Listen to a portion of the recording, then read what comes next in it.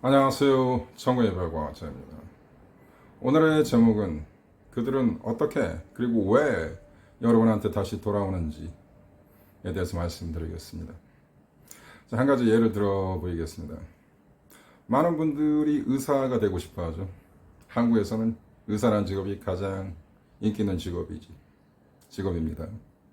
많은 분들이 본인이 원해서 의사가 되는 경우도 있지만 많은 경우 그들의 부모님이 원해서 의사가 되는 경우도 많고 또 저와 상담을 하셨던 전문직에 계신 분도 많이 있습니다. 자, 저희 지인 중에 의사가 되고 싶었던 친구가 있었습니다. 정말로 그 친구는 순수한 의료인에 대한 어떤 로맨스가 있었고 굉장히 공익적인 야망이 있었던 사람이었습니다. 근데 이 친구가 의사가 되고 나서부터 그 인생이 많이 좀 달라지기 시작했습니다. 물론 부정적인 맥락으로 달라지기 시작했죠. 그 이유는 본인이 예측하고 본인이 예상했던 그러한 것이 아니었더라. 이러한 예측 불가능, 자기가 원했던 대로 현실이 벌어지지 않는 이러한 것들은 우리가 많이 현실에서 당면하고 있죠. 여러분도 비슷한 경험 했을 거라고 봅니다. 또 저희 지인 중 한 명이 기자가 있습니다. 기자로서의 어떤 사회적 사명감, 어떤 공익적인 야망, 이런 거 역시 가지고 그 역시 기자란 직업에 상당히 매료가 있었고 열심히 공부도 하였고 메이저 언론에 취업이 되었습니다. 하지만 그가 기자로서의 겪었던 굉장히 사회적인 비리 그리고 상부에서의 압력 이런 것 때문에 기자란 직업을 그만둔 적도 있습니다. 이러한 직업적 선택에 있어서 많은 피해감과 부정적인 현실과의 대응 이런 것 때문에 삶에 대한 굉장히 피해감, 자괴감 느끼는 사람들 많습니다. 저 역시도 비슷한 경험을 한 것 같습니다. 제가 왜 이 얘기를 드리냐. 이별 역시 그러합니다. 여러분의 X는 여러분을 버리고 새로운 애인을 찾든지 아니면 다시 자기 원했던 솔로의 삶을 살아간다. 이러한 그들의 예측에 대한 예측 불가능에 대한 현실적 피해감이 반드시 발생합니다. 그들은 그들이 예측하지 못했던 새로운 인생에 대한 전이를 그들이 해야 한다는 그러한 어떤 운명이 있는 것입니다. 그들은 여러분과의 이별에 대해서 경험해 보지 못한 것입니다. 이 경험해 보지 못한 것을 그들은 앞으로 해야 한다는 것이죠. 그들은 막연히 이 이별이 가져다 준 긍정적인 결과만을 생각합니다. 하지만 대개는 그렇지 않습니다. 그래서 여러분이 이별을 전적으로 당했다고 해서 너무 피해감이나 슬픔 그리고 상실감, 손실감 너무 오랫동안 가지고 있지 않아도 됩니다. 여러분과 그들이 다시 만날 수 있는 것은 오직 그들에게 이별을 경험하게 하는 방법밖에는 없습니다. 그러니까 이런 분들이 있습니다. 예를 들면 성격이 굉장히 강하신 분들, 우리가 심리학에서 얘기할 때 이고가 강하다라는 사람들이 있습니다. 이고가 강한 사람들의 특징은 방어 기제가 강한 것이죠. 이고의 메커니즘이 원래 방어 기제의 어떤 발동입니다. 만약에 부모님이 굉장히 완고하시고 어렸을 때 본인이 어떤 의지를 가지고 자유의사를 가지고 선택하는 것을 부모가 다 해준다든지 부모가 완강히 개입을 해서 그 사람의 인생의 많은 부분을 부모가 적극적인 역할을 하였다. 이런 분일수록 성격이 강하고 완고하고 굉장히 극단적인 보수적인 성향을 띠는 경우가 굉장히 많습니다. 이것은 본인 스스로 경험해 본 것이 없기 때문이죠. 본인이 직접 경험해 보지 않는 것을 가지고 인생을 살아가시는 분들은 반드시 두려움이 존재합니다. 두려움이란 것은 자기가 하지 않았던 것에 대한 두려움입니다. 즉 편견이죠. 그래서 편견도 강할 수밖에 없죠. 그래서 가정 환경이라는 것이 어떤 사람의 인격을 형성하는 데 중요한 요소가 되는 이유이기도 합니다. 외국에서는 다인종 사회에서는 인종차별이라는 게 존재하죠. 인종차별 역시 그 바탕은 근본적인 바탕은 두려움입니다. 내가 그 사람들에 대한 알지 못하는 그 피부 색깔이 다른 사람에 대한 선천적인 맹목적인 두려움과 반감이죠. 이런 것들이 인간이 가지고 있는 불안한 정서가 우리의 많은 비극을 만들어냅니다. 이별 역시 그러합니다. 그들은 여러분과의 관계에 대해서 소중히 생각하고 여러분과의 관계의 친밀도의 중요함을 망각하고 있는 것이죠. 그래서 여러분과 문제가 생기고 그렇다면 이 문제를 해결하고 서로 대화하고 이러한 기점에서 여러분과의 관계를 계속 진행하려는 그러한 어떤 사회적인 암묵적인 여러분과의 약속이 있었던 건데 그들은 그걸 무시하는 것입니다. 그들이 여러분을 버렸던 것은 여러분의 매력 가치가 떨어진 것도 맞지만 그들은 여러분을 버렸던 가장 큰 이유 중에 하나는 이것이 그들에게 쉬운 선택이었기 때문이죠.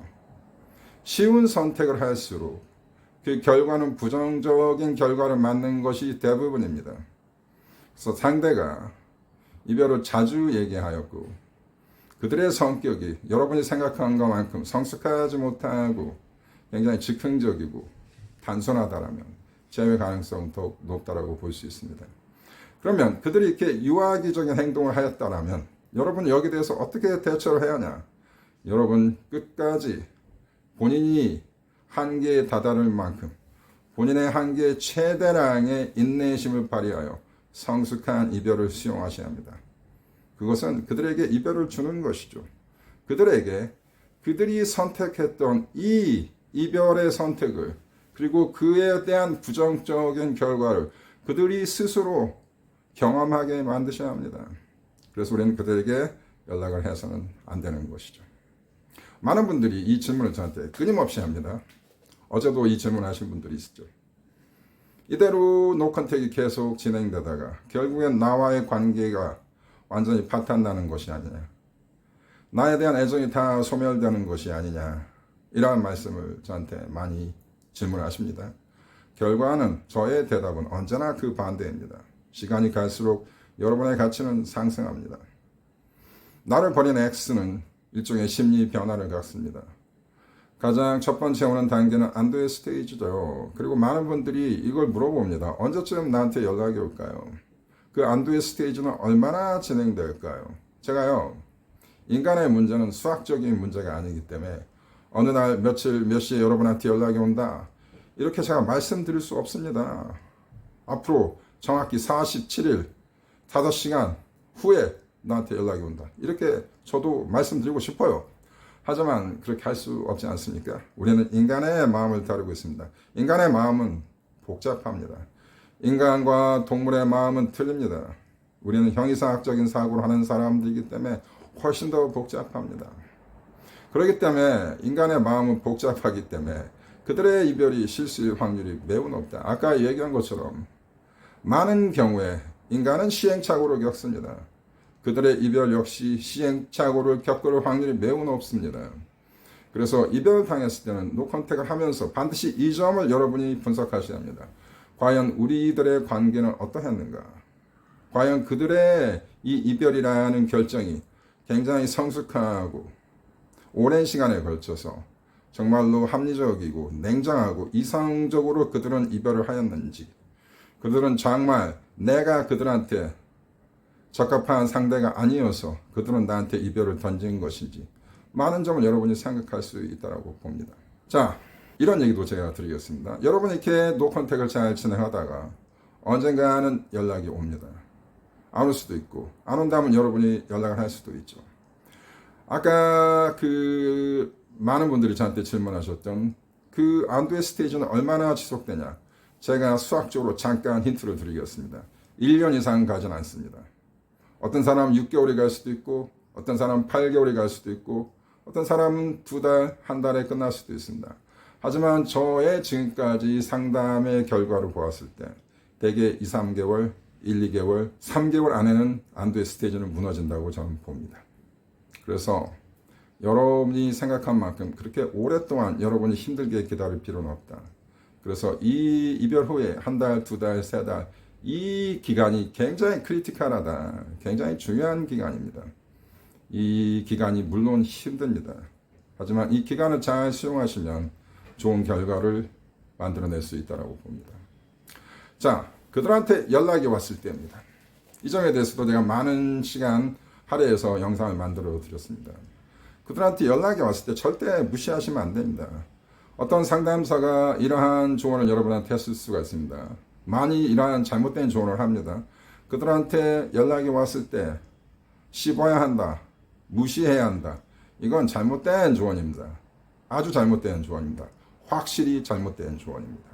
여러분이 무시하시면 그들은 다시는 여러분한테 연락을 하지 않을 수 있습니다. 하지만 그들이 여러분한테 연락이 왔을 때 여러분이 매달려야 하냐, 관계 집중적으로 얘기해야 하냐, 그렇게 감정이 터져가지고 실수를 하시는 경우가 굉장히 많은데 이거 역시 그렇게 해서는 안 되죠. 많은 시간 동안 이 점에 대해서 강조하고 있습니다. 대부분이 그들이 여러분한테 연락을 할 때는 테스트 워터입니다. 테스트 워터. 여러분을 테스트하는 그러한 기조입니다. 그래서 굉장히 캐주얼하게 연락이 오는 경우가 많죠. 그래서 그들이 여러분한테 연락이 왔을 때 그 문장의 맥락을 잘 읽으셔야 한다. 얼마나 진실하고 겸손하게 나한테 다가오는가. 아니면 너무 캐주얼한가.